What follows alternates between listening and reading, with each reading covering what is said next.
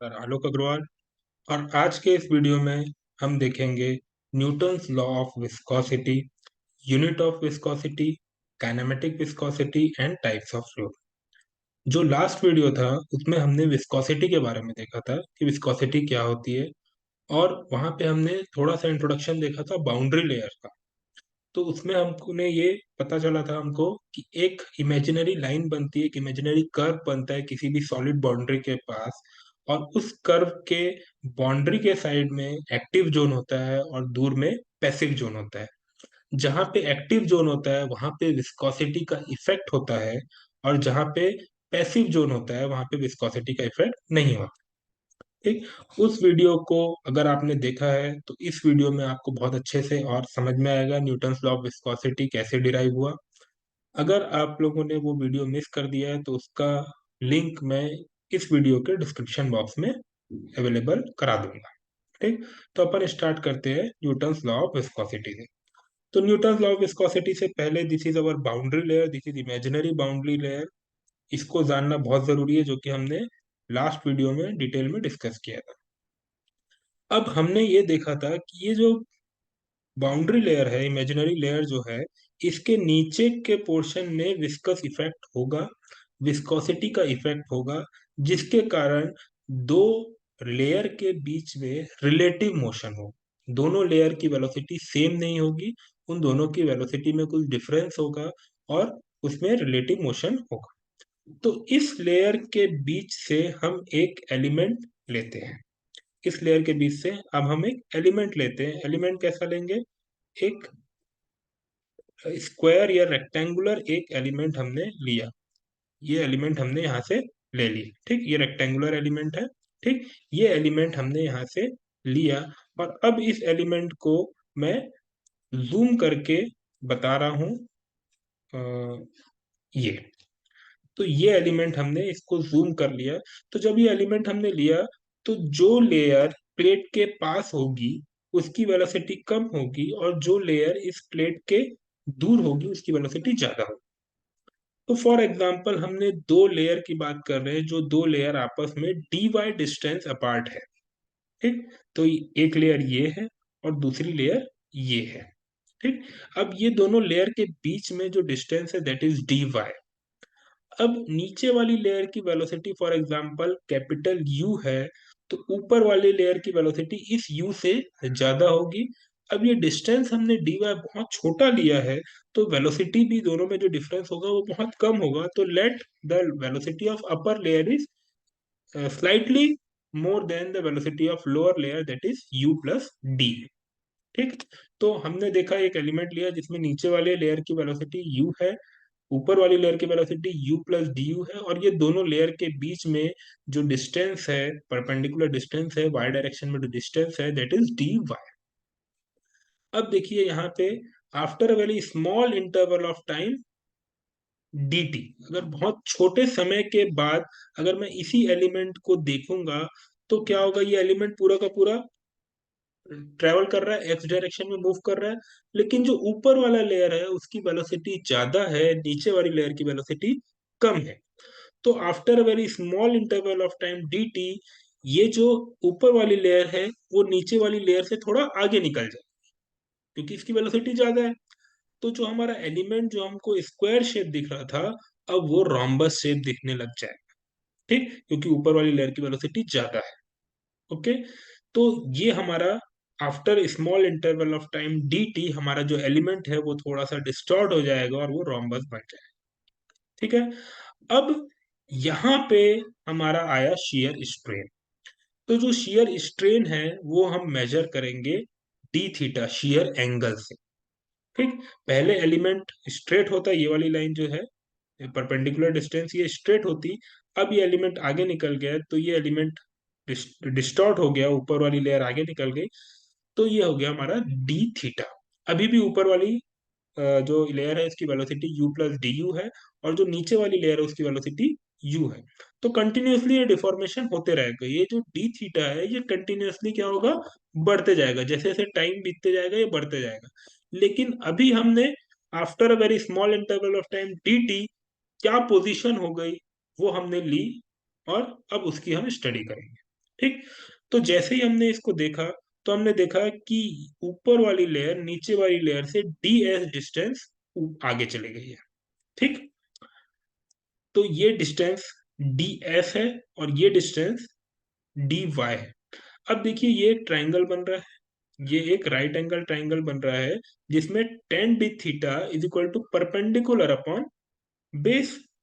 तो इस tan d theta के लिए, इस राइट एंगल ट्रायंगल के लिए परपेंडिकुलर ds हो गया। ओके। परपेंडिकुलर हमारा क्या हो गया, ds हो गया। और ये हमारा हो गया base. This base is dy। ये बेस क्या हो गया हमारा, dy।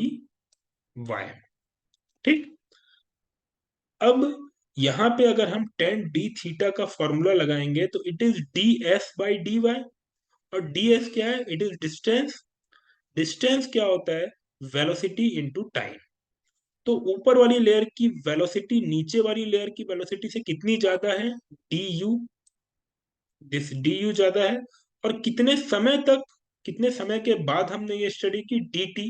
तो ये डिस्टेंस ds क्या होगा, du multiplied by dt। Okay. तो यहां से हमको tan d थीटा क्या मिलेगा, ds by dy which can be written as du into dt by dy। तो ये हमारा tan d थीटा हो गया। ठीक है। अब अपन बढ़ते हैं आगे। जैसा मैंने बोला कि डी टी बहुत ही स्मॉल है, बहुत ही स्मॉल इंटरवल ऑफ टाइम है, तो ये डी थीटा भी बहुत ही स्मॉल होगा, डी एस भी बहुत ही स्मॉल होगा। तो जब डी थीटा की वैल्यू बहुत कम होती है, बहुत स्मॉल होती है, तो हम टेन डी थीटा को डी थीटा से रिप्लेस कर सकते हैं। तो जो हमारा d theta is equal to D u d t by D y आ जाएगा। ठीक। अब देखिए हमारा रेट ऑफ एंगुलर डिफॉर्मेशन, या फिर हम अगर उसको बोले rate of shear strain, gamma क्या होगा, gamma will be D theta by D T. कितना स्ट्रेन हुआ, दैट इज डी थीटा। और किस रेट में वो स्ट्रेन हुआ, दैट इज डी टी। तो D theta by D T अगर हम लिखेंगे गामा को, तो ये जो डी टी है ये नीचे आ जाएगा डी थीटा के। तो gamma will be D theta by D T which will be equal to D you by D Y. तो यहां से हमको रेट ऑफ शियर स्ट्रेन मिला D you by D Y, that is very important. ठीक। ये du क्या है, this du is the difference in velocity of this two layer. ये u है तो this is u plus du। तो दो लेयर के बीच में वेलोसिटी डिफरेंस कितना है, that is du। And dy क्या है, वही दो लेयर के बीच में डिस्टेंस कितना है। तो रेट ऑफ shear स्ट्रेन या rate of angular deformation can be written as D theta by D T which can be deduce to du by dy। अब यहां से देखिए ऊपर वाली जो लेयर है, ये नीचे वाली लेयर को आगे की तरफ खींचने की कोशिश करेगी, लेकिन नीचे वाली लेयर की वेलोसिटी कम है तो वो ऊपर वाली लेयर को अपोज करेगी, आगे बढ़ने से रोकेगी। तो जो टॉप लेयर है वो अपनी नीचे वाली लेयर पे एक शियर स्ट्रेस लगाएगी। सिमिलरली जो नीचे वाली लेयर है वो अपनी टॉप वाली लेयर पे एक शियर स्ट्रेस लगाएगी। और ये जो शियर स्ट्रेस होगा, ये हमको पता है प्रोपोर्शनल होगा rate of shear deformation, angular deformation या शियर स्ट्रेन से। तो जो हमारा टाउ जो शियर स्ट्रेस लग रहा है ये दोनों लेयर में, it will be proportional to the gamma. और जब हम ये प्रोपोर्शनैलिटी साइन हटाते हैं तो हमको एक कांस्टेंट ऑफ प्रोपोर्शनैलिटी लगाना पड़ता है, विच इज हियर म्यू। तो tau is equal to mu into Y, gamma. So tau is equal to mu into gamma, where gamma is rate of shear strain which can be replaced with du by dy।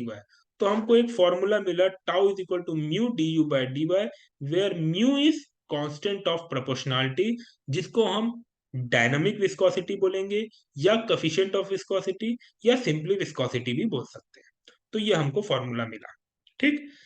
ये जो constant of proportionality है ये तीन नामों से जानी जाती है, जैसा कि मैंने बताया, कांस्टेंट कफिशिएंट ऑफ विस्कोसिटी या सिंपली विस्कोसिटी या इसको हम डायनेमिक विस्कोसिटी भी बोलते हैं। और ये जो रिलेशन मिला हमको tau is equal to mu D you by D Y, this is called Newton's law of viscosity. इसी को हम न्यूटन्स लॉ ऑफ विस्कोसिटी बोलते हैं। तो बहुत ही सिंपल सा एक डेरिवेशन है न्यूटन्स लॉ ऑफ विस्कोसिटी। ठीक।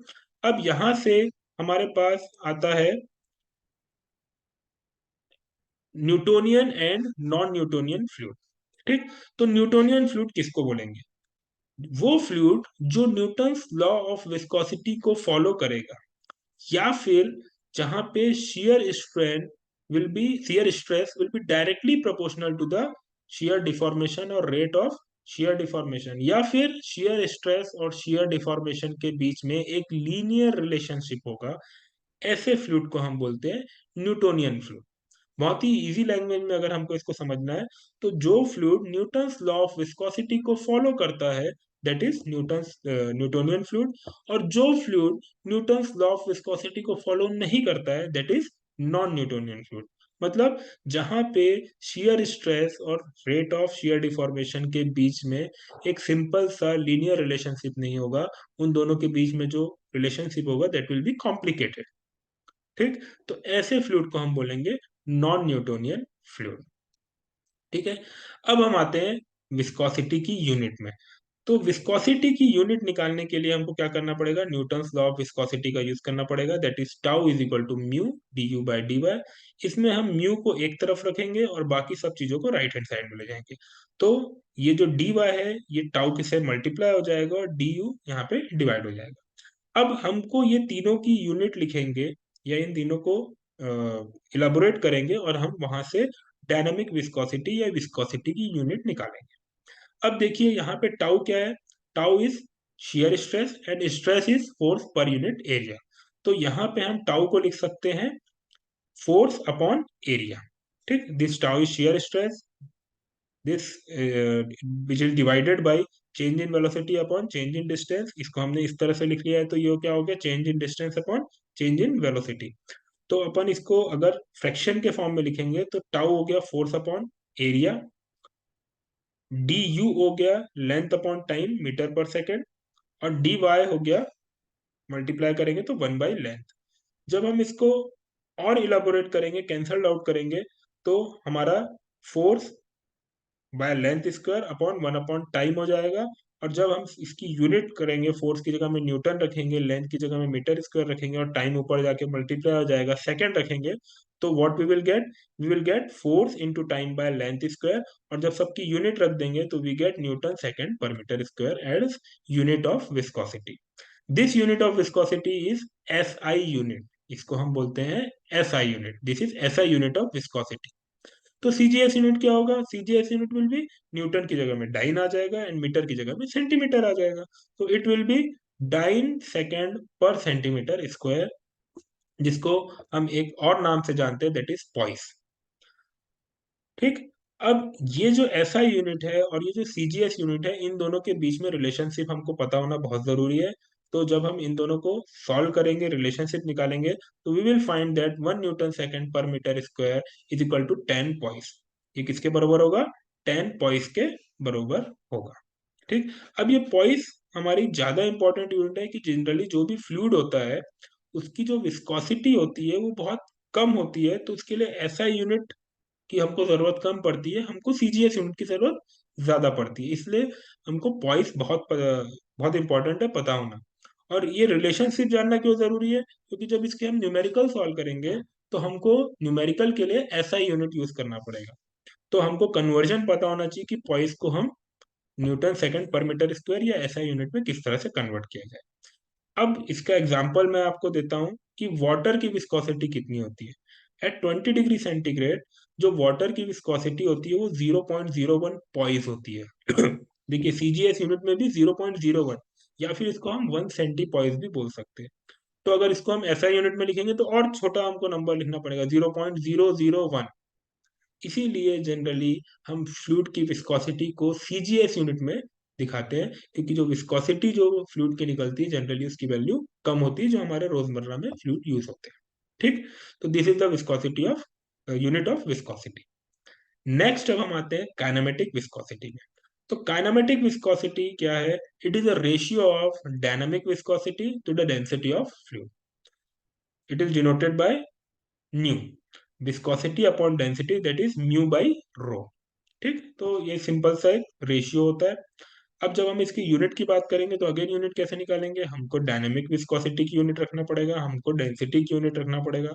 डायनामिक विस्कोसिटी की ऐसा यूनिट हमको पता है Newton second per metre square होती है, और डेंसिटी की यूनिट केजी पर मीटर क्यूब होती है। जब हम इन सब की यूनिट रखेंगे, force time upon length square, ये विस्कोसिटी की यूनिट हो गई, multiply by mass upon length cube, that is unit of density. जब हम इसको डिड्यूस करेंगे फोर्स को, अगेन हम मास इनटू एक्सेलरेशन रखेंगे, तो हमारे पास जो आएगी unit that will be metre square per second. तो हमको ऐसा unit metre square per second मिलेगी, और CGS unit centimetre square per second मिलेगी। इसी सीजीएस यूनिट को हम एक और नाम से जानते हैं, दैट इज स्टोक्स। ठीक, जैसे कि डायनामिक विस्कोसिटी के सीजीएस यूनिट को हम पॉइस बोलते थे, वैसे ही काइनेमेटिक विस्कोसिटी की सीजीएस यूनिट को हम स्टोक्स बोलते हैं। तो इन दोनों के बीच भी रिलेशनशिप हमको पता होना चाहिए। तो इन दोनों के बीच का रिलेशन क्या है, that one stokes is equal to 10⁻⁻⁴ metre square per second. तो this is kinematic viscosity. Next अब हम आते हैं टाइप्स ऑफ फ्लूइड। तो ये एक एक्स एक्सिस और वाई एक्सिस में हमने एक ग्राफ प्लॉट किया है, जिसमें हम जितने भी फ्लूइड हमको अभी पढ़ना है उसको हमने प्लॉट किया है। तो जो एक्स एक्सिस है दैट इज वेलोसिटी ग्रेडियंट, और जो वाई एक्सिस है शियर स्ट्रेस। ये न्यूटन्स लॉ ऑफ विस्कोसिटी में हमने दिया था, tau is proportional to D you by D y. जो d you by D y है, it is rate of shear stress, जिसको हम वेलोसिटी ग्रेडियंट भी बोलते हैं। वेलोसिटी ग्रेडियंट मतलब जैसे जैसे डिस्टेंस बढ़ते जा रहा है, वेलोसिटी में क्या चेंजेस आ रहा है। ये क्या दिखा रहा है, change in velocity upon change in distance between the two layer. तो सबसे पहले अपन आते हैं आइडियल फ्लूइड में। देखिए ये आइडियल फ्लूइड यहाँ पे हॉरिजॉन्टल एक्सिस में दिख रहा है, मतलब ये एक्सिस में है, मतलब जो शियर स्ट्रेस है वो जीरो है। अब आइडियल फ्लूइड क्या होता है? आइडियल फ्लूइड ऐसा फ्लूइड होता है जो कि इनकम्प्रेसिबल हो, और जिसमें विस्कोसिटी की कोई भी वैल्यू ना हो, जीरो विस्कोसिटी। ठीक, ऐसे फ्लूइड को हम बोलते हैं आइडियल फ्लूइड। ये जो आइडियल फ्लूइड होता है दिस आर इमेजिनरी, क्योंकि हर एक फ्लूइड की कोई ना कोई कुछ ना कुछ विस्कोसिटी की वैल्यू होती ही है। ठीक, तो अब देखिए, जब विस्कोसिटी जीरो हो गया किसी भी फ्लूइड का, तो अब न्यूटन्स लॉ ऑफ विस्कोसिटी जो हमने जस्ट अभी पढ़ा, tau is equal to mu D you by D Y, तो म्यू जीरो हो गया। म्यू जीरो हुआ तो टाउ क्या हो जाएगा, इट विल बी जीरो। और जब टाउ जीरो है, मतलब we are talking about horizontal axis, इसलिए ये जो हॉरिजॉन्टल लाइन है, एक्स एक्सिस है, this is ideal fluid.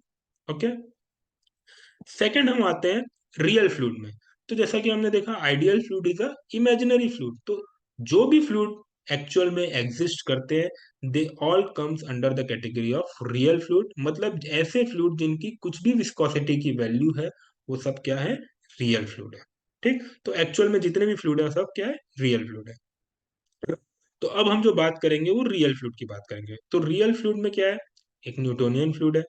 Newtonian fluid हमने देखा है, ऐसा फ्लूइड जो न्यूटन्स लॉ ऑफ विस्कोसिटी को फॉलो करता है, या जहाँ पे shear stress is directly proportional to shear strain, we called it as a Newtonian fluid. तो अगर हम उसको प्लॉट एक्स और वाई एक्सिस में प्लॉट करेंगे, तो we will get this straight line, that is Newtonian fluid. Non-Newtonian fluid, where shear stress is not directly proportional to rate of shear strain, okay, और velocity gradient, those fluid are called non-Newtonian fluid। तो जो shear stress और जो shear strain है, इनके बीच में जो relationship है वो लीनियर नहीं है, वो कॉम्प्लिकेटेड है।